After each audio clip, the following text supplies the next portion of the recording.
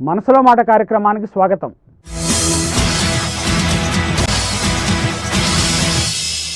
ఐక్యరాజ్య సమితి ఆహార సంస్థలోను ప్రపంచ వాతావరణ సంస్థలోను సాంకేతిక సలహాదారుగా పనిచేసిన సజ్జల జీవానందరెడ్డి గారు అనంతర కాలంలో సామాజిక ఉద్యమకారుడిగా రూపాంతరం చెందారు. ఆయన ప్రజల సమస్యలన్నింటినీ నిర్భయంగా నిర్మోహమాటంగా చెప్పడంలో బాగా ప్రజలకు పరిచయం, ఇప్పటికే అన్ని మీడియా ద్వారా ప్రజలకు చిరపరిచితమైన వ్యక్తి. ఆ వ్యక్తి, విశిష్టమైన వ్యక్తి మన స్టూడియోలో ఉన్నారు ఈ రోజున. ఆయన మనసులో మాట, ఆయన అభిప్రాయాలను మనతో పంచుకోవడానికి వచ్చారు. ఆయన ఆలోచనలు పూర్తి స్థాయిలో ఆవిష్కరించడానికి ప్రయత్నం చేద్దాం. నమస్కారం అండి జీవానందరెడ్డి గారు. ఆంధ్రప్రదేశ్ ఏర్పడినప్పటి నుంచి అప్పటికి ఇప్పటికీ అడవుల విస్తీర్ణం బాగా తగ్గిపోయింది. అడవుల విస్తీర్ణం 26% నుంచి 16% వరకు పడిపోయిందని చెప్తా ఉన్నారు. ఆంధ్రప్రదేశ్ విభజన వల్ల ఇంకా అడవుల మీద ఒత్తిడి ఏర్పడే అవకాశం ఉన్నదా? కరెక్టేనండి. ఇప్పుడు మనం దేనికైతే అడవులను నాశనం చేస్తున్నామో అలాంటి పరిస్థితి ఏర్పడుతుంది డివిజన్ వలన. దానికి ఇన్ఫ్రాస్ట్రక్చర్ డెవలప్మెంట్ కొరకు చేస్తారు. తర్వాత కంట్రోల్ ఉండదు. ఈ ఇల్లీగల్గా కట్టే వాళ్ళను, తర్వాత మైగ్రేషను, ఈ ఫారెస్ట్ ఏరియాలకి వీటిని కంట్రోల్ ఉండదు. ఆ ఉండకపోయేసరికి వీటికి చాలా వరకు నాశనం అవుతుంది. దానివల్ల ఎన్నో రకాల మన పర్యావరణం మీద మన ప్రభావాలు ఉంటాయి. ఒకటి ఇప్పుడు మనం జనరల్గా మాట్లాడుకుంటుంటామే వాతావరణంలో మార్పులని, ఇవన్నీ కూడా ఈ ముఖ్యంగా ఈ అడవులకే లింక్ ఉంటుంది. ఆ అడవులు నాశనం చేసుకోవటం వలన ఎన్నో రకాలుగా మానవుని జీవితంలో నష్టాలే కానీ లాభాలు ఉండవు. ఇప్పుడు జలయజ్ఞం ఏర్పడటం వల్ల, లేకపోతే ఇండస్ట్రియలైజేషన్ అనండి, సెజ్జల ఏర్పాటు వల్ల కానీ మొత్తం మీద ఏంటంటే అడవుల మీద, ముఖ్యంగా పంట భూముల మీద ఒత్తిడి చాలా విపరీతంగా పెరుగుతుంది. దీనివల్ల పర్యావరణం మీద దెబ్బతినటము, వాతావరణంలో ఉష్ణోగ్రత పెరగడం వంటి మార్పులు వస్తున్నాయని చెప్తా ఉన్నారు. దీన్ని మనం ఎట్లా అరికట్టవచ్చు? దీనికి సొల్యూషన్స్ ఏమంటారు? అంటే యాక్చువల్గా మనకు ప్రజలకు జనరల్గా ఏది ఉపయోగం, దాని నుంచి పర్యావరణం నష్టపోయినా ఇంకొక విధంగా మనం పూడ్చుకోవచ్చా, లేదు ఒక్కరికి ఇద్దరికి డబ్బు చేసుకోవడానికి పనికొచ్చే ప్రాజెక్టులు మనం చేస్తున్నామా, వీటి మీద అలా ఉంటుంది, డిపెండ్ అయి ఉంటుంది అన్నమాట. ఇప్పుడు ఇరిగేషన్ ప్రాజెక్ట్స్ ఉన్నాయి. ఆ ఇరిగేషన్ ప్రాజెక్ట్స్ వలన మనం కొంత అడవులను నాశనం చేసినప్పటికీ కొంత మళ్ళీ ఈ వాటర్ బాడీస్ను, తర్వాత గ్రీన్ బెల్ట్ను డెవలప్ చేయడంతో పర్యావరణానికి కొద్దిగా కాంపెన్సేషన్ జరుగుతుంది.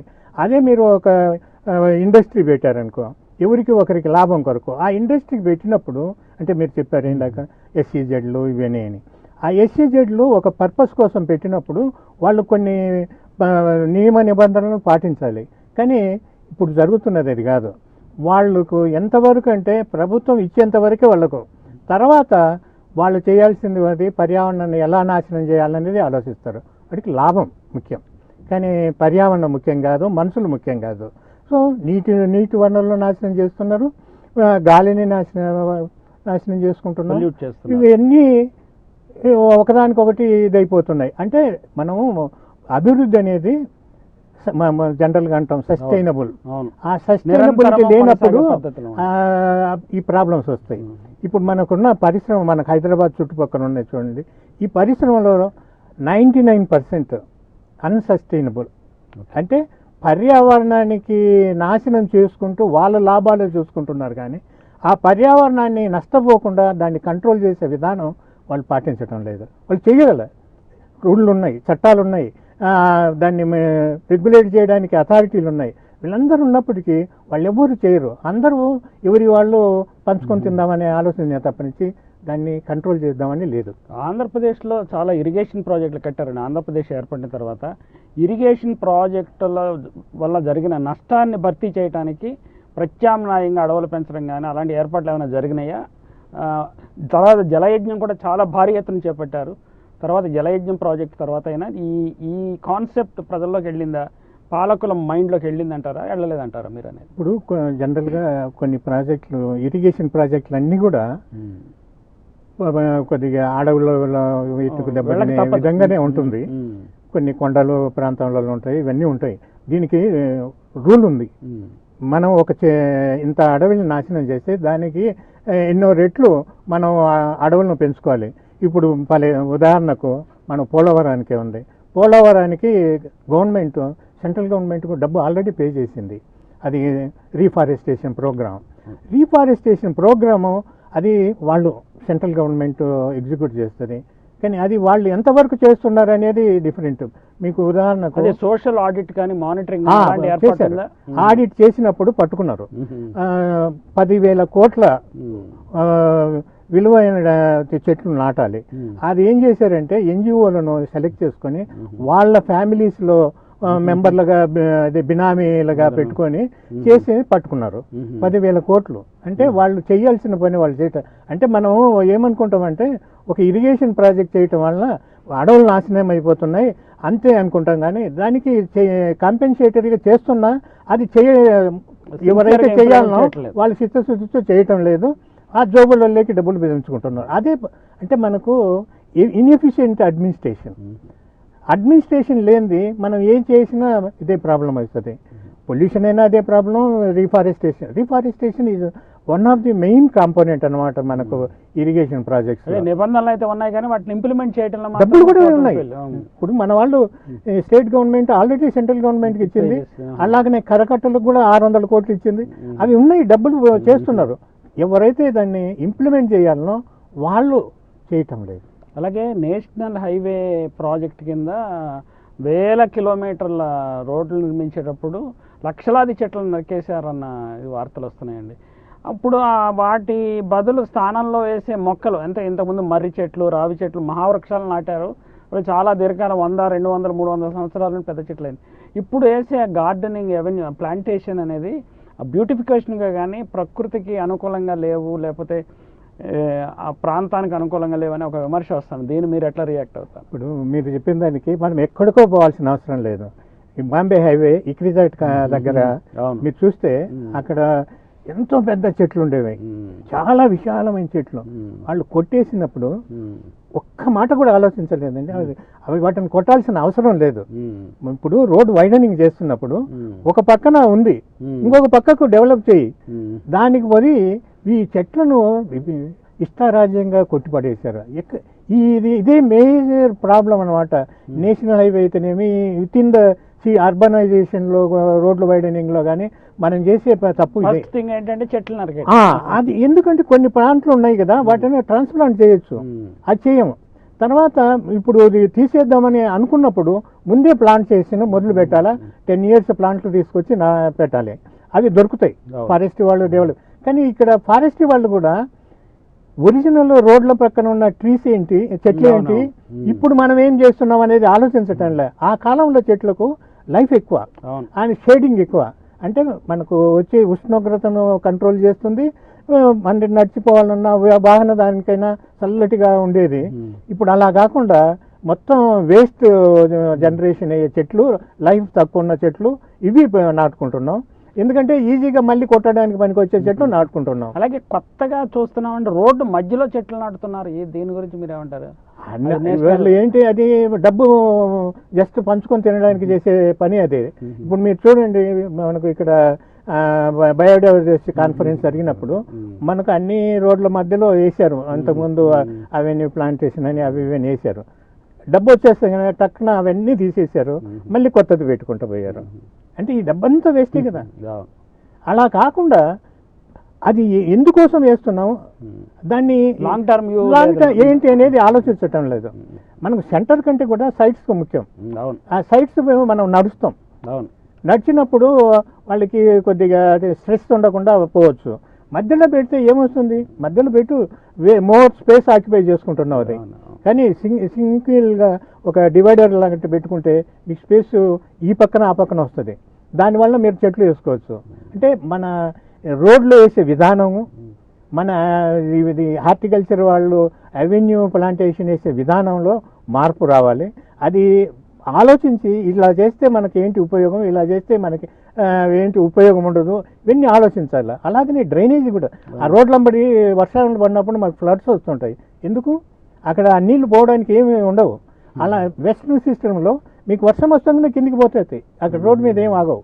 కానీ ఇక్కడికి అది కాదు. నేను ఆస్ట్రేలియాలో చూసాను, మెల్బోర్న్లోనండి, వర్షం పడిన 10 నిమిషాలకు వెళ్తే అసలు ఎక్కడ నీటి చుక్క కనిపించదు, ఎక్కడ ఓవర్ఫ్లోయింగ్ పద్ధతి కానీ ఏమి ఉండదండి. హుస్సేన్ సాగర్ క్లీన్ చేయడానికి కోట్ల రూపాయలని దొరలిస్తున్నారు, కానీ ఆ ఫండ్స్ నిజంగా ఉపయోగం అవుతాయా? దాన్ని ఎలా చేస్తే బాగుంటుంది అంటారు మీ అనుభవంలో? మీరు చాలా కాలం దాని మీద స్టడీ చేస్తున్నారు, ఉద్యమించారు. దీనికి ఎన్నో కేసులు వేసాం. కేసులు వేసినప్పుడు దీనికి పొల్యూషన్ కంట్రోల్ బోర్డు, హెచ్ఎండిఏ 2 ఇన్ఛార్జీలు. వాళ్లకు మీకు ఒక కండిషన్ పెట్టి ఇచ్చారు, మీరు ఇలా మీరు ఇక్కడ ఉండాలని కొన్ని అక్కడ పెట్టిన ఎస్టాబ్లిష్మెంట్. అంటే వాళ్ళు అవన్నీ వైలేట్ చేసి నువ్వు కమర్షియల్ యాక్టివిటీ చేయొద్దంటే చేస్తున్నాడు, పర్మనెంట్ స్ట్రక్చర్స్ కట్టొద్దంటే కట్టారు. వీళ్ళు చూస్తూ ఊరుకుంటున్నారు. వీళ్ళు ఏం చేస్తున్నారు, సాలిడ్ అండ్ లిక్విడ్ వేస్ట్ దాంట్లో పోసేస్తున్నారు. అంటే నువ్వు ఎక్కడి నుంచో వచ్చే వేస్ట్ గురించి కాదు, అక్కడ నువ్వు ఇచ్చిన పర్మిషన్ వాళ్ళే. అలా మనం ఎక్కువ టూరిజం పేరుతో వాతావరణాన్ని, అక్కడున్న నీటి వనరులను అన్నిటిని కలుషితం చేస్తున్నాం. అక్కడున్న ఇది ప్రజలను కూడా కలుషితం చేస్తున్నారు, అంత ఇది చేస్తున్నారు. యాక్చువల్గా ఈ హుస్సేన్ సాగర్ది మెయిన్ ప్రాబ్లం ఎక్కడంటే ఎంక్రోచ్మెంట్. గవర్నమెంటే చేపించింది.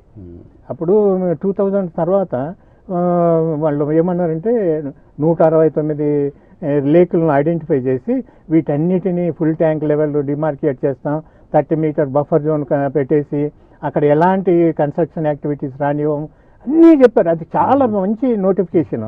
కానీ తర్వాత వాళ్ళు ఏమన్నారు, అదే కోర్టులో సబ్మిట్ చేస్తే దీనికి లీగల్ స్టాండింగ్ లేదు, మేమేం చేయలేమని అన్నారు. అలా చేయకుండా మనం ఇప్పుడు వాళ్ళకి పర్మిషన్ మీ ఇష్టరాజ్యంగా పూర్తి చేసుకోమని చెప్పేస్తున్నారు. ఏంటంటే వాళ్ళ డబ్బులు వాళ్ళకి వస్తాయి, వాళ్ళు చేసుకోమని. ఇప్పుడు దీంట్లోకి 2 రకాల కాలుష్యం, ఒకటి ఇండస్ట్రియల్ది, మళ్ళీ రెండోది డొమెస్టిక్. ఇండస్ట్రియల్ది యాక్చువల్గా 60s నుంచి వస్తున్నది. దానికి స్పెసిఫిక్గా ఒక ఏరియా నుంచి వచ్చే ఒక నాల నుంచి దాన్ని డైవర్ట్ చేయొచ్చు. ఇంకొకటి ఏంటంటే డొమెస్టిక్ ఇప్పుడు ఏమైంది, మీకు రెయిన్ వాటర్ డ్రైన్స్ ఇవి 2 కలిపి వస్తున్నాయి. కొన్ని ఏరియాస్లో డ్రైనేజ్ సిస్టమ్ లేదు. ఆ డ్రైనేజ్ సిస్టమ్ లేకపోయేసరికి వాళ్ళు రెయిన్ వాటర్ డ్రైన్లలోకే వదిలేస్తున్నారు.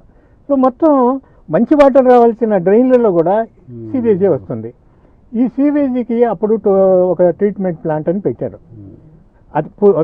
అది సెకండరీ వరకు ఉన్నది. ఇప్పుడు టెర్షరీ చేస్తామన్నారు, ఇంకో 2 పెడతామన్నారు. కానీ ఇవన్నీ ఏంటంటే 316 కోట్లు తెచ్చుకున్నారు జపాన్. అది అప్పు, మన డబ్బు, అది మళ్ళీ మనం పే చేయాలా. అక్కడ వాళ్ళు ఇన్నేళ్ళైనా కూడా, అప్పుడు మేము స్టేక్ హోల్డర్ మీటింగ్లో మేము చెప్పాం క్లియర్గా, దీనివల్ల మీకు ఏం వరగదు, మీరు ఎక్కడ పోస్తారు ముందు చెప్పండి, ఇది తీసేసిన తర్వాత ఒక డిండిగల్కే పంపాలా. డిండిగల్కి పంపాలంటే డబ్బు ఎక్కువ అవుతుంది, మేము పంపలేము. సో పంపలేనప్పుడు ఎందుకు తీస్తాం, ఈడ తీసేసి ఇంకొకసారి పోస్తే అక్కడ ఉన్న నేలంతా నాశనం అయిపోతుంది కదా, అక్కడ ఉన్న నీటి వనరులన్నీ నాశనం అయిపోతాయి కదా. అంటే ఇక్కడి నుంచి తీసుకుపోయి ఇంకోసారి పోసేస్తున్నాం. ఇప్పుడు ఇంకొకటి ఏం చేశారు, పరిష్కారం వాళ్ళు ట్రాన్స్ఫర్ చేస్తున్నారు. ఇంకొకటి ఏం చేశారంటే ఈ మధ్యన కూకటిపల్లి, ఇది పటాన్చెరు నుంచి అంతకుముందు నక్కబాగులేకపోయే ఇండస్ట్రియల్ పొల్యూషన్ ఇప్పుడు మనం దీంట్లోకి తీసుకొస్తున్నాం, సిటీలోకి తీసుకొచ్చి 2 కలుపుతున్నాం. జీడిమెట్లది ఇవి కలిపేసరికి ఇండస్ట్రియల్ వేస్ట్ పెరిగిపోతుంది. ఎందుకంటే అక్కడ ట్రీట్ చేయరు, పార్షియల్లీ ట్రీట్ చేయడం దాన్ని డంప్ చేస్తారు. ఎందుకంటే వాళ్ళు 1000 కోట్లు సంపాదించుకుంటారు, కానీ దాంట్లో ఒక 5% ఖర్చు పెట్టరు. 2 కలిపి అది అవాయిడ్ చేయడానికి నక్క వైద్యులు బయటపడుతుంది. ఇక్కడ ముసులు ఈ వాటర్ బాడీ లేకపోతే ఎవరు కనుక్కోలేమని ఇక్కడికి వదిలేస్తున్నారు. మన లోయర్ ట్యాంక్ బండ్లో పగిలిపోతే మనకు అందరికి తెలిసింది ఎంత కాలుష్యం ఉందో దాంట్లో అనేది. డ్రైనేజీ ఎస్టీపీలు ఇప్పుడు కాదు, మొదటి నుంచి చెప్తున్నాం. ఇప్పుడు 40 years నుంచి నేను వింటున్నానండి దీని గురించి. హుస్సేన్ సాగర్లో నిధులు శాంక్షన్ చేస్తున్నారు, పొల్యూషన్ తగ్గిస్తాము, క్లీన్ చేస్తామంటారు. ఆ 40 years నుంచి ఏమి క్లీనింగ్ జరిగినట్టు జరగదు. ఫండ్స్ మాత్రం అందులో వేస్తూనే ముందు ఇక్కడికంటే అక్కడికి వచ్చే ఛానల్స్ ను ముందు చేయాలా. మేము ముందు ఏమని చెప్పాం, రెయిన్ వాటర్ ఛానల్స్ నుంచి వైడెన్ చేయండి, దానివల్ల మనకు రోడ్ల మీదకి వచ్చేది తగ్గిపోతుంది. ప్లస్ దీంట్లోకి వచ్చే వాటర్ను క్లీన్గా రావచ్చు. దాంట్లోకి ఏదైతే డ్రైనేజీలో పైప్ లైన్లు పెట్టారో అవన్నీ బ్లాక్ చేయండి. వాళ్ళకు డ్రైనేజ్ సిస్టమ్ లేకపోతే వాళ్ళకు అసలు పర్మిషన్ ఇవ్వద్దు. తర్వాత ఏవైతే డ్రైన్స్లో అంటే మెయిన్ పైపులలో పోతున్నాయో వాటికు క్లియర్గా పోతాయి.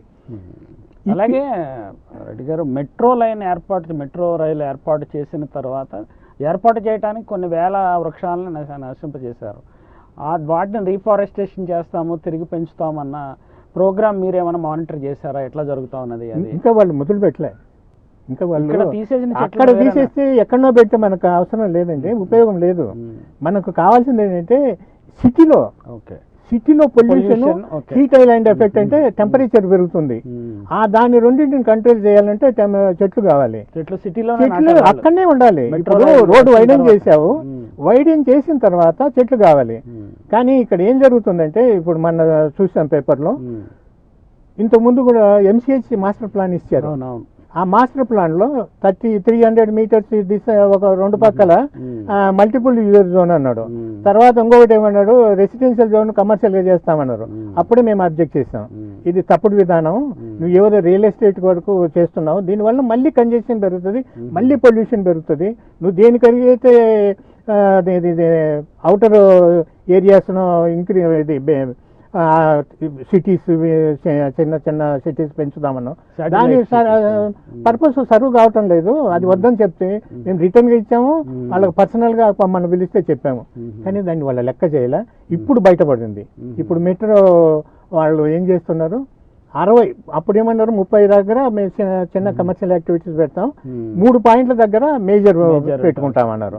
ఇప్పుడు 60 పాయింట్ల దగ్గర చేస్తామంటున్నారు. అంటే నీవు మెట్రో రైలు పెట్టి ఉపయోగం ఏంటి? You are polluting. అక్కడికి వచ్చే వాళ్ళు ఎంత పాడు చేస్తున్నావు. అలా కాదు, 300 మీటర్లు, ఎందుకంటే అక్కడ చెట్లు కూడా పెట్టకుండా ఇట్లాంటి పనులు చేస్తున్నారు. చెట్లు అక్కడనే పెట్టాలి, దానివల్ల చుట్టుపక్కల వాళ్లకు బాగుంటుంది. ప్లస్ టెంపరేచర్ అది ముఖ్యం. ఇప్పుడు మనకు బేగంపేట ఎయిర్పోర్ట్ లో ఉన్న టెంపరేచర్ కు కొన్ని ప్రాంతాలలో ఉన్నాయి, ఇప్పుడు బేగంపేట కానీ పంజాగుట్ట ఈ ఏరియాలో ఉన్న టెంపరేచర్ కు చాలా different. Sir, over period of time last 40 years లో తీసుకుంటే హైదరాబాద్ టెంపరేచర్స్ ఎలా పెరిగినాయి అంటారు?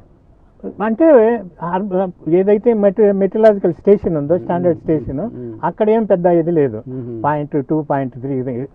కానీ కొన్ని స్పెసిఫిక్ పాయింట్స్ లో సిటీలో టెంపరేచర్స్ ఎక్కువ, 5 degrees పైన ఉంటుంది అక్కడికంటే. అంటే లాస్ట్ 30-40 years లో ఇది అర్బనైజేషన్ ఎఫెక్ట్ అది వరల్డ్ ఓవర్. ఇక్కడ మన సిటీ కాదు, కొన్ని సిటీస్ లో 10 degrees కూడా పెరిగినాయి. ఇప్పుడు లండన్ ఉంది, 250 సంవత్సరాల క్రితమే ఈ అర్బన్ హీట్ ఐలాండ్ ఎఫెక్ట్ వాళ్ళ మెటీరియలాజికల్ డిపార్ట్మెంట్ అనౌన్స్ చేసింది. ఇంత టెంపరేచర్ లండన్ లో పెరిగింది, ఇంకా పోయే కొంది ఎంత పెరుగుతుందో అనే కింద అప్పుడే ఇచ్చారు. ఇప్పుడు మన ఏరియాలో, మన సిటీస్ లో, ఇండియాలో అన్నిట్లలో లోకలైజ్డ్గా పెరుగుతుంది. ఇప్పుడు మీరు అదే చూడండి, ఏది జూ పార్క్ దగ్గర, లేకపోతే మన ఇప్పుడు KBR పార్క్ దగ్గర, అక్కడ టెంపరేచర్స్ తక్కువ ఉంటాయి, పొల్యూషన్ కూడా తక్కువ ఉంటుంది. ఎందుకు? ఆ గ్రీనరీ వల్ల. అదే మేము చెప్పేది, ఆ గ్రీనరీ ఉంటే పొల్యూషన్ తగ్గుతుంది, టెంపరేచర్ తగ్గుతుంది, సిటీకి పవర్ కన్జంప్షన్ తగ్గిపోతుంది, అలాగే ఎస్థెటిక్స్ ఇంప్రూవ్ అవుతాయి. అదే పవర్ కన్జంప్షన్. ఇప్పుడు అర్బన్ హీట్ ఐలాండ్ ఎఫెక్ట్ అంటే టెంపరేచర్ భూమి కిందనే కాదు, పైకి పోయే కొంత టెంపరేచర్ పెరుగుతుంది. అదేంటి ఏమంటామంటే ఇన్వర్షన్, టెంపరేచర్ ఇన్వర్షన్. ఈ పొల్యూషన్ ఒక లేయర్ లాగా ఫార్మ్ అయ్యి ఈ పొల్యూషన్ పోనీయకుండా ఈ టెంపరేచర్ ఇక్కడ నిల్చుతుంది, పెరిగిపోతుంది. అంటే మీకు గ్రౌండ్ లో ఎంత టెంపరేచర్ ఉంటుందో ఆ పైనకి పోతే కూడా అంతే టెంపరేచర్ ఉంది. మీకు ఎయిర్ కండిషన్ అవసరం, సో పవర్ కన్జంప్షన్ పెరిగిపోతుంది. అంటే ఒకదానికొకటి అన్నమాట. సో మీరు చెట్లు పెడితే సిటీలో అది తగ్గుతుంది. మనసులో మాట కార్యక్రమం తరువాయి భాగంలో కలుసుకుందాం. జీవానంద రెడ్డి గారు, ఈ నగరాల్లో టెంపరేచర్స్ ఈ విధంగా పెరిగిపోవటం వల్ల over period of time human health మీద ఎట్లా, ఎన్విరాన్మెంట్ మీద ఎట్లా ఇంపాక్ట్ పడుతుంది అంటారు? ఇప్పుడు ఎన్విరాన్మెంట్ మీద టెంపరేచర్ పెరగటం అంటే దాని మీద అన్ని రకాల ప్రాబ్లమ్స్ ఉన్నాయి, అవి వేరు. హ్యూమన్ హెల్త్ మీద అంటే ఇప్పుడు ఇన్సెక్ట్స్ ఇవి ఉంటాయి చూడండి, అవి పెరగడానికి, వాటి సంఖ్య పెరగడానికి, దానివల్ల వచ్చే వివిధ రోగాలు ఇవన్నీ పెరుగుతాయి. ఇది మేజర్ కాన్సిక్వెన్స్. తర్వాత అదే ఒకటి ఏంటంటే హెల్త్, రెండోది ఏంటంటే పవర్ కన్జంప్షన్. ఇవి రెండు పెరుగుతుంది. అందుకని మనం ఏమంటే సిటీలో డీకంజెస్ట్ చేసుకోవాలి, కంజెషన్ ఇంకా పెంచకూడదు. డీకంజెషన్ చేసినప్పుడు ఈ టెంపరేచర్స్ మనం తగ్గించుకోవచ్చు. ఎందుకంటే ఆల్రెడీ తార్ రోడ్లు హీట్ మనం అంటాం చూడండి, వైట్ బాడీ బ్లాక్ బాడీ అని. వైట్ బాడీ అంటే మ్యాక్సిమం రేడియేషన్ రిఫ్లెక్ట్ చేస్తాయి. చేస్తున్నాం. బ్లాక్ బాడీ మ్యాక్సిమం అబ్జర్వ్ చేసి మ్యాక్సిమం ఎమిట్ చేసినప్పుడు మనకు ముఖానికి కొట్టేస్తుంది. అది అంత టెంపరేచర్ ఆడ ఉంటుంది. దాన్ని అక్కడ మనకు చెట్లు తర్వాత రోడ్డు వైడన్గా పక్కన ఫ్రీ స్పేస్ ఉంటే ఇది తగ్గిపోతుంది. తగ్గిపోయినప్పుడు టెంపరేచర్ కూడా తగ్గిపోతుంది. ఈ టెంపరేచర్ తగ్గినప్పుడు చుట్టుపక్కల ఉన్న ఈ మురికి నీటిలలో ఈ ఇన్సెక్ట్స్ గ్రో అయ్యేదానికి ఆస్కారం ఉండదు. టెంపరేచర్ తగ్గిపోతాయి. టెంపరేచర్ పెరిగే కొద్ది ఆ మురికి నీటిలలో ఇవి గ్రో అవుతాయి. అలాగే హైదరాబాద్లో అంటే ఇతర పట్టణాలకు నగరాలకు లేని సమస్య హైదరాబాద్కి విపరీతంగా వాహనాల సంఖ్య పెరిగిపోతా ఉన్నదండి. దీన్ని అదుపు చేయడానికి ప్రభుత్వం ఏమైనా నియంత్రణ చర్యలు తీసుకోవాలంటారా, లేకపోతే దీనికి ఏంటి ప్రత్యామ్నాయం? ఈ సమస్యను ఎట్లా పరిష్కరించాలి? ఎయిర్ పొల్యూషన్ విపరీతంగా పెరుగుతోంది, దాని కాన్సిక్వెన్సెస్ ఎఫెక్ట్స్ చాలా ఎక్కువగా ఉంటాయి. దీనికి ఏమిటి పరిష్కారం? ఇప్పుడు పొల్యూషన్ ఒరిజినల్గా వాళ్ళు ఏమనుకున్నారంటే ఈ పొల్యూషన్కు vehicle density, road width, urban planning, వీటన్నిటికీ ఒకదానికొకటి అవినాభావ సంబంధం ఉంది. ఇప్పుడు మనకు జనాభా పెరుగుతున్నారు, పట్టణీకరణ అనేది విపరీతంగా పెరిగిపోతుంది. అప్పుడు మొదట మనం తెలిసినప్పుడు 3 నుంచి 5 లక్షల జనాభా ఉండేవాళ్ళు, ఇప్పుడు 1 కోటి జనాభా అయింది. ఈ 1 కోటి జనాభాకు పబ్లిక్ ట్రాన్స్పోర్ట్ కావాలి. ఆ పబ్లిక్ ట్రాన్స్పోర్ట్ అంత లేదు, ఎఫెక్టివ్గా లేదు. కొన్ని ఇప్పుడు బాంబే లాంటి పట్టణాలు చూస్తే మనకు రైల్ బేస్డ్ పబ్లిక్ ట్రాన్స్పోర్ట్ బాగా నెట్వర్కింగ్ ఉంది. మనకు హైదరాబాద్లో ఏం లేదు. ఒక local train all existing railway network మీద తప్పనిచ్చి సపరేట్గా వాటికి లోకల్ ఏరియాలో పాపులేషన్ ఫీడ్ చేయడానికి లేదు. అదే ఇప్పుడు పెట్టబోయే మెట్రో రైలు. దీనివల్ల కొంత పొల్యూషన్ తగ్గుతుంది. కానీ నెంబర్ ఆఫ్ వెహికల్ ఇప్పుడు మనకు డబ్బు ఎక్కువైపోయింది మార్కెట్లో. ఆ డబ్బుతో ఈ వెహికల్ కార్లు ఎక్కువైపోయినాయి. ఈ కార్లు ఎక్కువైపోయినప్పుడు అందుకనే ఇప్పుడు సిటీని బయటికి అభివృద్ధి పెరగటాన్ని బయటకు తీసుకుపోయి అక్కడ వాళ్ళకు అన్ని రకాల ఫెసిలిటీస్. ఇప్పుడు మీరు చూడండి, ఆస్ట్రేలియాలో ఒక సిటీని డెవలప్ చేసినప్పుడు కొత్తగా వాళ్ళు ఏం చేశారు, with in the city commercial activities ఏమి లేకుండా ఈవెన్ మార్కెట్స్ కూడా బయటికి తీసుకుపోయారు. ఇప్పుడు మనం ఏం చేస్తున్నాం, దానికి రివర్స్ ఆర్డర్లో చేస్తున్నాం. అర్బన్ అన్నీ ఇక్కడనే తీసుకొచ్చేటప్పుడు వెహికల్స్ అన్నీ కాన్సన్ట్రేట్ అయిపోతాయి. ఇప్పుడు మనకు మెట్రో రైలు ఉన్నా ఇవన్నీ ఒకేసారి ఉన్నప్పుడు వాళ్ళందరూ అక్కడికి వస్తారు. అవి రావాలి కదా, అది నీవు వేరే ఫెసిలిటీ సరిపోదు. సో మనమే క్రియేట్ చేస్తున్నాం. అంటే మన బ్యాడ్ ప్లానింగ్, మాస్టర్ ప్లాన్లు అంటాం. మాస్టర్ ప్లాన్లు ఏం చేస్తున్నావు, అది పోస్ట్ మార్టం రిపోర్ట్ లాగా తయారయ్యి వాళ్లకు రియల్ ఎస్టేట్ వాళ్లకు ఉపయోగపడే విధానంలో మీరు తీసుకొస్తున్నావు. అంటే ఏ పర్పస్కి అయితే మీ మాస్టర్ ప్లాన్లు తయారు చేస్తామో, దేనికైతే డీకంజెస్ట్ చేయాలనుకుంటామో వీటికి ఎగ్జాక్ట్గా ఆపోజిట్ ప్యాటర్న్లో మనం తీసుకొస్తున్నాం. దానివల్ల మనకు అన్ని రకాల మళ్ళీ ఈ పొల్యూషన్ ప్రాబ్లం. ఒరిజినల్గా 2000లో పొల్యూషన్ ఉన్నప్పుడు అప్పుడు వాళ్ళు ఏం చేశారంటే వెహికల్ టెక్నాలజీ అన్నారు, ఫ్యూయల్ టెక్నాలజీ అన్నారు. 2003కు పొల్యూషన్ బాగా తగ్గింది, ఎమిషన్స్ తగ్గిపోయినాయి. ఒక వెహికల్ ఇప్పుడు అప్పుడున్న 2000కు ముందున్న ఒక వెహికల్కు పొల్యూషన్ ఇప్పుడున్న 15 వెహికల్స్కి ఈక్వలెంట్. సో ఆ పొల్యూషన్ తగ్గింది. మళ్ళీ 2000 నుంచి మళ్ళీ పొల్యూషన్ పెరుగుతుంది. ఎందుకు పెరుగుతుంది, మనం అడల్టరేటెడ్ ఫ్యూయల్ ఎక్కువ వాడుతున్నాం. మొత్తం మన పెట్రోల్ బంకులు రోడ్ల ఫ్యూయల్లో మిక్స్ చేసి అమ్మటం. దీంతో ఏమైందంటే దాని క్యాలిక్యులేషన్ ప్రకారం ఇప్పుడున్న పొల్యూషన్లో 40 నుంచి 45% ఈ అడల్టరేటెడ్ ఫ్యూయల్ వల్ల పెరిగిన కాలుష్యం. సో వెహికల్స్ పెరుగుతున్నాయి, ఈ అడల్టరేషన్, ఈ పెట్రోల్ డీజిల్ కాస్ట్ పెరిగే కొద్ది ఈ పొల్యూషన్ కూడా పెరిగిపోతుంది. అంటే ఒకదానికొకటి ఇది easy way of getting money, ఇవి చేసుకుంటూ పోతున్నాం. అది తగ్గాలంటే ఇప్పుడు పబ్లిక్ ట్రాన్స్పోర్ట్ కావాలి, అది చేయటం లేదు. మనం బస్సులు అంటాం, బస్సులు మళ్ళీ అవి పొల్యూషన్వే. తర్వాత దానివల్ల ట్రాఫిక్ ఇదైపోతుంది. మనకు ఇప్పుడు కొంతమంది సజెస్ట్ చేస్తారు, అక్కడ ఇది సౌత్ అమెరికాలో కొన్ని కంట్రీస్లో ఇది ఏంటంటే రెగ్యులేటెడ్ బస్ ట్రావెల్కు ఇది చేస్తామని అంటారు. అక్కడ ఉన్న రోడ్లు చూసారు ఎవరన్నా? బోనస్ ఏరియాస్లో చూశాను. మొత్తం ఈ పక్కన 7-8 లేన్లు, ఈ పక్కన 7-8 లేన్లు ఉన్నాయి. ఫ్రీగా పోతుంటారు, అసలు రోడ్ల మీద ఎవరు ఉన్నట్టు కూడా కనపడదు. కానీ మనం ఒక్కరమన్నా మనం రెగ్యులర్ ఒక ప్లాన్ ప్రకారం పోతామా? అడ్డదిడ్డంగా పోతాం. అవతలని పోనివ్వము. అంటే మన వెహికల్ స్పీడు ఇప్పుడు ఢిల్లీ కంటే కూడా దాంట్లో సగం తక్కువ ఉంది హైదరాబాద్. అంటే పొల్యూషన్ ఎక్కువ పెంచుతున్నావు. ఒక వెహికల్ ఇక్కడ హైదరాబాద్లో అక్కడ 3-4 వెహికల్ ఢిల్లీలో కలిసి పొల్యూట్ చేయదు. అంటే ప్రజలు కూడా యాడ్ చేస్తున్నారు పొల్యూషన్. గవర్నమెంట్ ప్రజలు వెహికల్ డ్రైవ్ చేసేవాళ్ళు వాళ్ళు అడ్డదిడ్డంగా పోవటం. ఈ మనకున్న సిటీలో ఉన్న పోలీసులు ఎంతవరకు వాళ్ళు ఏంటంటే చలానా కల్చర్ చేస్తున్నారే కానీ ట్రాఫిక్ ను రెగ్యులేట్ చేయటం. ఇప్పుడు 2 వీలర్స్ ఉన్నారు, 4 వీలర్స్ ఉన్నారు, 3 వీలర్స్ వాళ్ళు ఉన్నారు, వాళ్ళని ఎట్లా రెగ్యులేట్ చేయాలా అనేది లే. వాడు అడ్డం 2 వీలర్స్ వాడు రైట్కి వస్తాడు, లెఫ్ట్కి వస్తాడు, నీ ముందు వస్తాడు. అదే 100 రూపాయలు చలానని 1000 రూపాయలు చేద్దామని ఆలోచన. అది పనికి మళ్ళీ ప్రోగ్రామ్ అండి. అది అసలు వాళ్ళు దోచుకొని తినడానికి ఉపయోగపడుతుందే కానీ రెగ్యులేట్ చేయడానికి పనికిరాదు.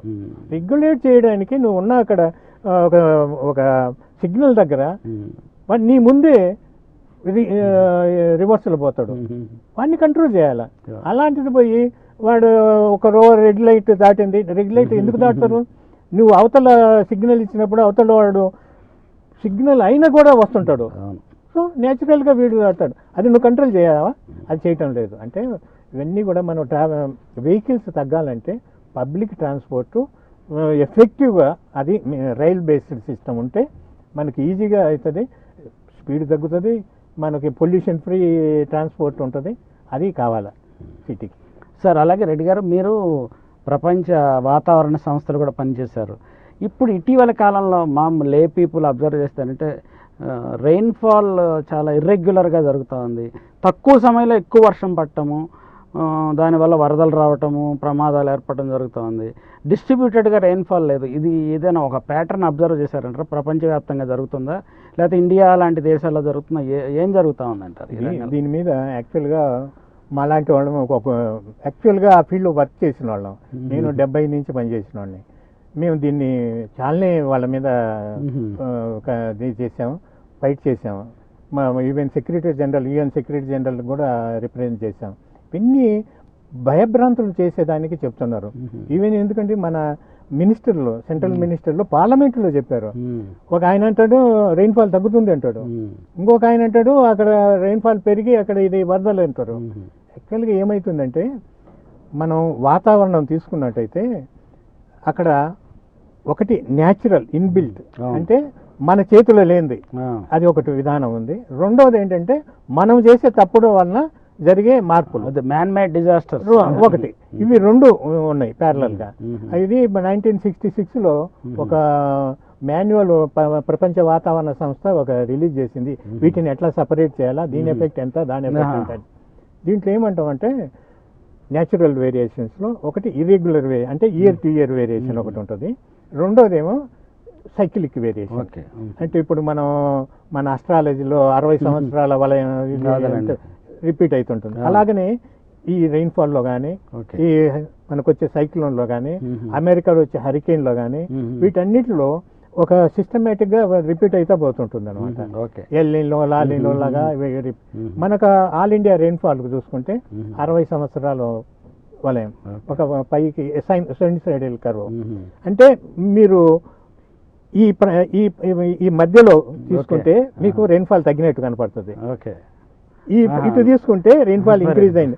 అదే వాళ్ళు చేసింది. మినిస్టర్కు రాశాం, మినిస్టర్ ఆఫ్ ఎన్విరాన్మెంట్ కు రాశాం, మీరు తీసుకున్న పీరియడ్ ఏంటి, అట్లా కాదు, మీకు మనకు డేటా 1871 నుంచి ఉంది, ఆ మొత్తం డేటా చూడు, అది స్టడీ చెయ్యి, అది చెప్పు, దాని ప్రకారం మీకు ఇప్పుడు ఈ సైన్స్ అంటే ఈ పీరియడ్ లో మంచి వర్షాలు పడతాయి, ఈ పీరియడ్ లో డ్రౌట్స్ ఎక్కువ ఉంటాయి. అంటే అది ముందు ప్రెడిక్ట్ చేయొచ్చు అంటారా? అవి మనకు ఆల్రెడీ 2 సైకిల్స్ అయిపోయినాయి.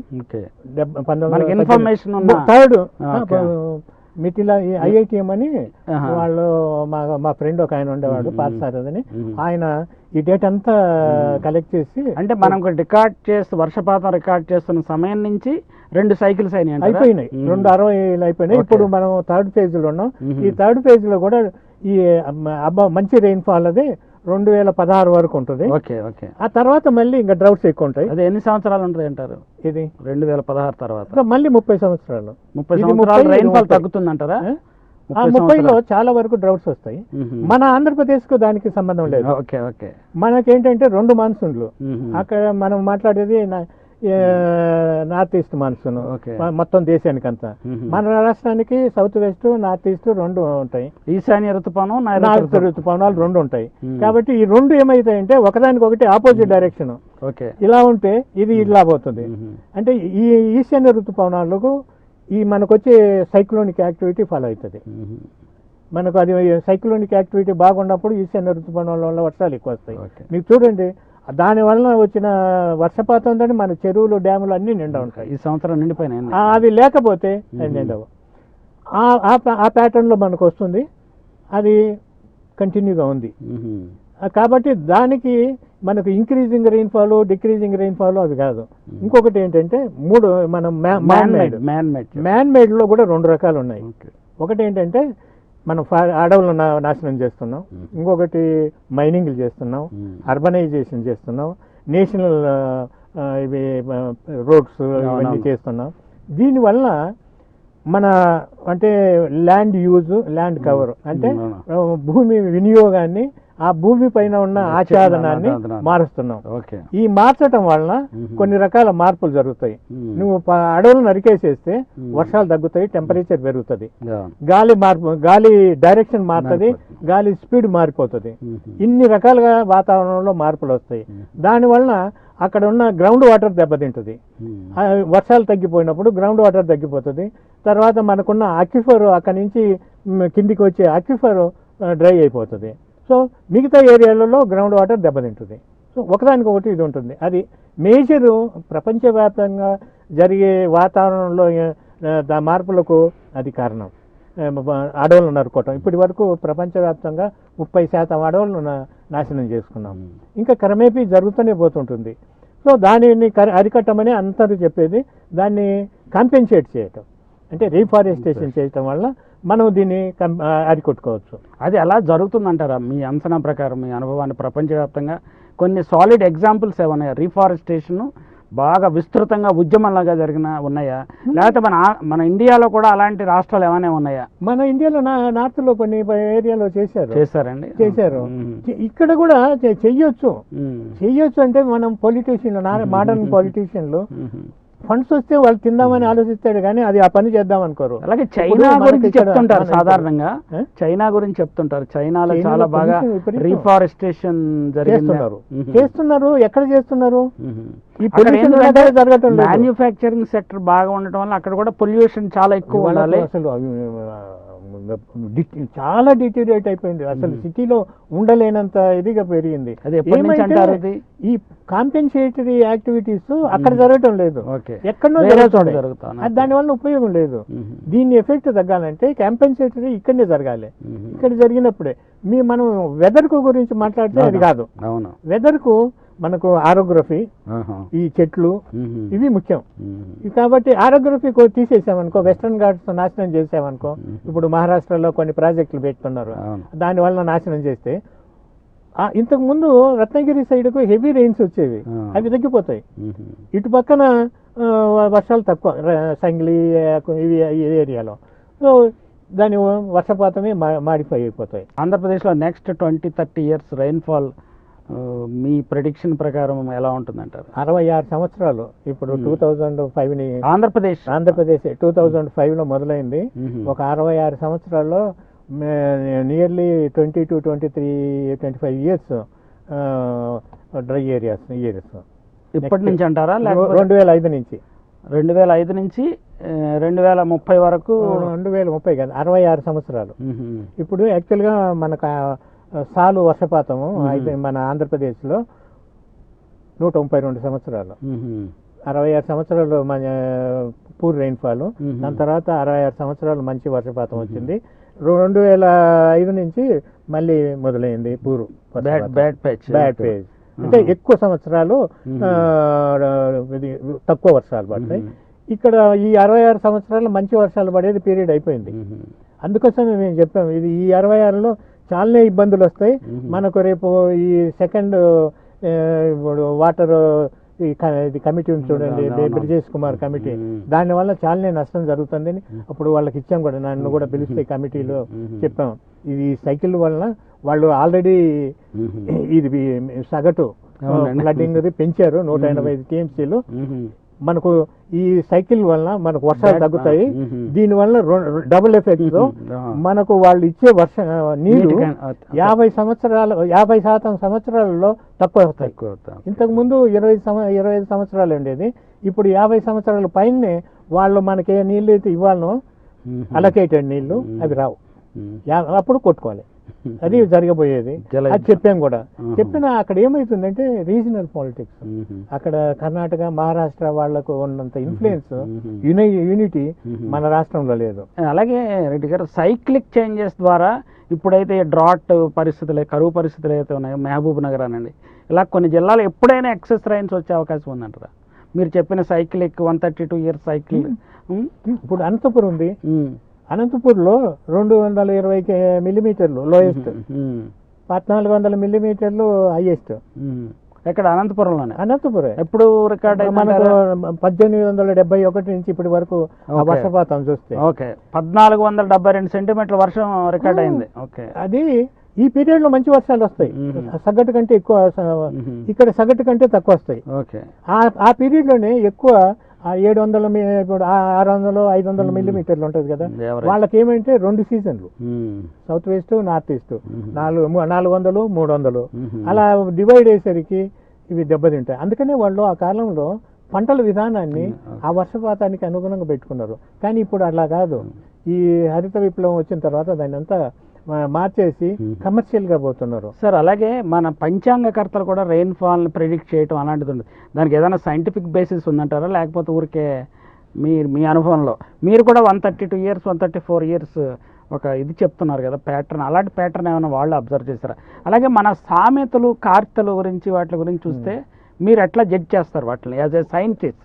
ఇది ట్రెడిషనల్ విజ్డమ్, అది మీరేమో సైంటిఫిక్ అప్రోచ్ తోటి ఉన్నారు, దానికి ఏమైనా వాల్యూ ఇస్తారా? ఇప్పుడు యాక్చువల్గా మన పంచాంగాలు రాసేవాళ్ళు ఇప్పుడు వీళ్ళు కాదు, ఆ కాలంలోనే వాళ్ళు ప్లానెటరీ పొజిషన్స్, ఆ ప్లానెటరీ పొజిషన్స్ ఇలా ఉన్నప్పుడు, మూన్ ఇలా ఉంటాయి, సన్ ఇలా ఉన్నప్పుడు ఆ వాటర్ ఫ్లో ఫ్రమ్ అట్మాస్ఫియర్ నుంచి రావటం, ఇవన్నీ దాని పొజిషన్లు బట్టి వాళ్ళు ఓవర్ పీరియడ్ ఎక్స్పీరియన్స్ వల్ల ఒక తయారు చేశారు.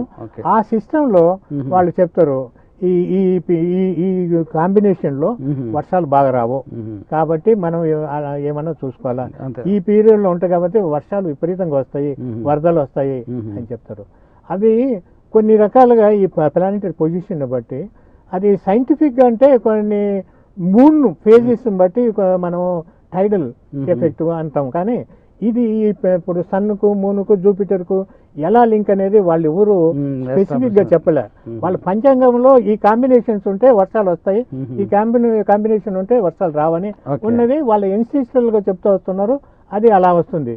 అది మనకు ఇది మేము చెప్పింది ఏమి ప్రిడిక్షన్ కాదు, యాక్చువల్ డేటా. మనం డేటా ఉంది కాబట్టి దాని నుంచి ఉపయోగించుకున్నాం. వాళ్ళకి అప్పుడు డేటా లేదు, అయినా కూడా వాళ్ళ ఎక్స్పీరియన్స్, వాళ్ళ తాత ముత్తాతల నుంచి చెప్పేవాళ్ళు, రే ఇది ఇలా ఉన్నప్పుడు ఈ వర్షాలు వచ్చేవి కాదు, ఇలా ఉన్నప్పుడు ఇలా అయిపోతుంది, తర్వాత ఈ కండిషన్స్ వచ్చినప్పుడు టెంపరేచర్ ఇలా అయిపోతుంది, ఇవన్నీ చెప్పేవాళ్ళు. ఇప్పుడు మనకేంటంటే నాలెడ్జ్ పెరిగింది. ఇప్పుడు నార్త్ నుంచి వెస్టర్న్ డిస్టర్బెన్స్ వచ్చినప్పుడు ఇక్కడ కోల్డ్ వేవ్స్ కానీ హీట్ వేవ్స్ కానీ రావడానికి ఆస్కారం ఉంది. దాంట్లో ఇలా లో ప్రెజర్ హై ప్రెజర్ సిస్టమ్ ఉన్నప్పుడు ఆ కండిషన్ ఏమవుతుంది అనేది మనం వెదర్ ప్యాటర్న్స్ బట్టి చెప్తాం. ఈ వర్షానికి మనం ఇప్పటి వరకు లాంగ్ రేంజ్ ఫోర్కాస్టింగ్ ఏమి లేదు. వాళ్ళు ఏంటంటే స్టాటిస్టికల్ అనాలిసిస్. ఇప్పుడు ఆస్ట్రేలియాలో డర్బన్లో ఇది ఒక టెంపరేచర్, డర్బన్ కాదు డార్విన్లో టెంపరేచర్ ఉన్న కండిషన్, ప్రెజర్ కండిషన్, సౌత్ అమెరికాలో ఒకటి, ఇలా పారామీటర్స్ తీసుకొని జస్ట్ బ్లైండ్ గా స్టాటిస్టికల్ అనాలిసిస్ చేస్తే వచ్చిన దాన్ని బట్టి మనకు ఇస్తున్నారు. దాన్ని మీరు చూడండి, ఎందుకంటే మన all India level rainfall coefficient of variation 10 కంటే తక్కువ. అంటే 90% ఆఫ్ ఇయర్స్ అదే నార్మల్లోనే pattern వస్తుంది, ఉంటుంది. Okay. నార్మల్నే వస్తుంది. మ్మ్. మిగతా 10%లో మ్మ్. అబౌవ్ కానీ బిలో కానీ రావాలా. మ్మ్. అవి మనం ఇంతవరకు ప్రిడిక్షన్ చేయలేదు. ఓకే. అది లేదు, ఎందుకంటే మనది ఇప్పుడు సైన్స్ బేస్డ్ కాదు, అది మ్మ్. Statistics based. ఓకే. ఆ స్టాటిస్టిక్స్ లో ఫిజిక్స్ ఉండదు. మ్మ్. సో బ్లైండ్ అప్లికేషన్, గుడ్డోడు ల్యాంప్ను అలాగా అది జరుగుతుంది. దాన్ని తగ్గించాలంటే ఇప్పుడు మనకు షార్ట్ టర్మ్ ఫోర్కాస్ట్లో ఇంప్రూవ్ చేస్తున్నారు. ఎందుకంటే ఇంతకుముందు మన గ్రౌండ్ బేస్డ్ డేటా నుంచి చాలా ఎక్సలెంట్గా ఇచ్చేవాళ్ళు.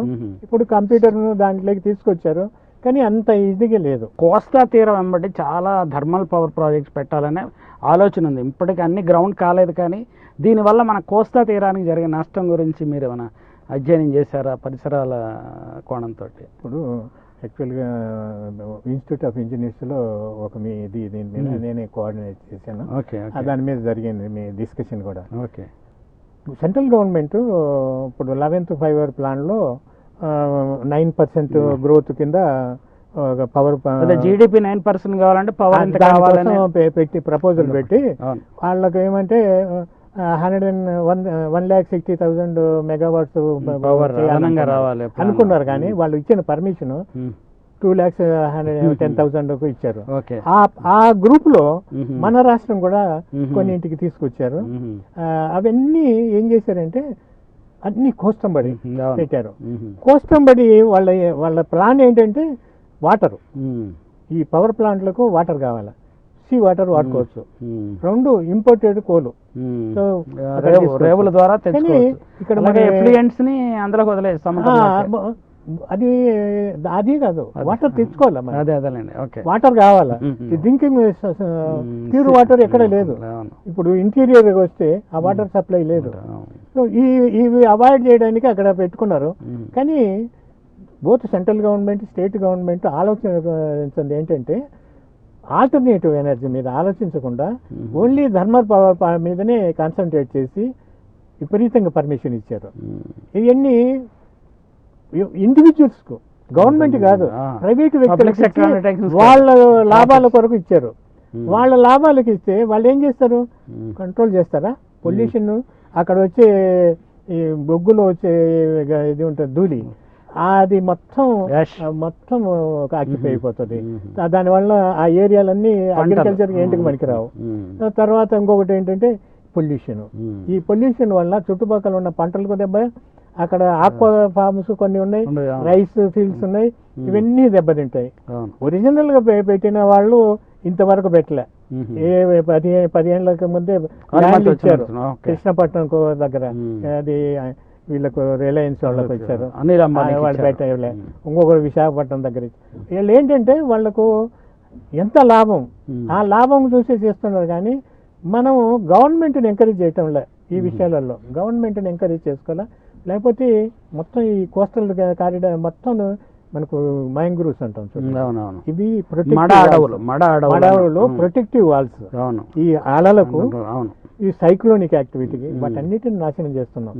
అంటే ఈ హార్బర్స్ పెట్టడం వల్ల అగ్రికల్చర్ కూడా దెబ్బతినే అవకాశం ఉంది. ఇవన్నీ వాటర్ లోపలికి వచ్చేస్తుంది, ఇంకర్షన్ లోపలికి వచ్చినప్పుడు సాల్ట్ వాటర్ అంతా ఫామ్ అయిపోతుంది.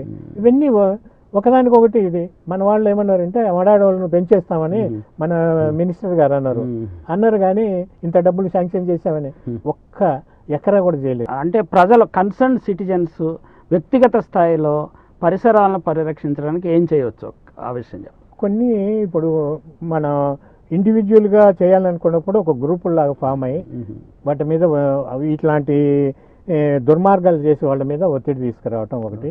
2, మనం సొంతంగా ఒక గవర్నమెంట్తో చేతులు కలిపి కొన్ని ఫారెస్టేషన్, రీఫారెస్టేషన్ ఈ ప్రోగ్రాంలలో చేయొచ్చు.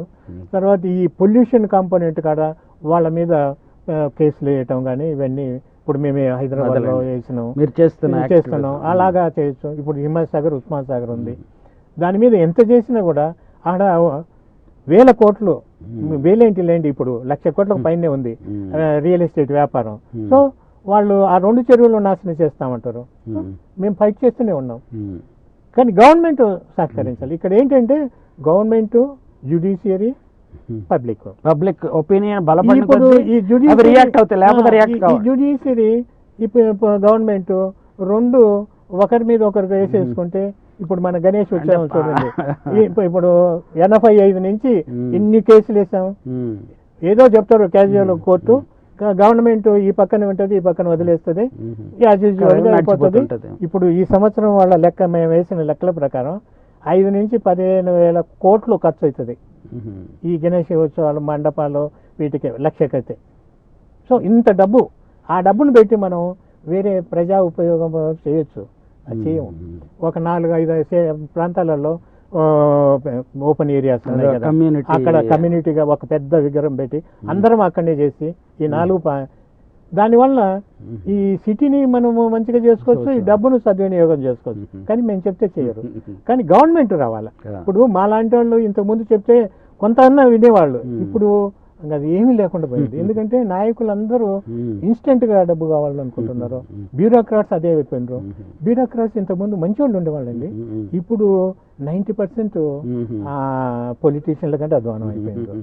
అదే వచ్చేసి. సార్, రెడ్డి గారు చాలా విలువైన విషయాలు చెప్పారు, చాలా సంతోషం అండి. మా స్టూడియోకి వచ్చి మా ప్రేక్షకులతోటి మంచి వివరాలు పంచుకున్నారు, చాలా సంతోషం.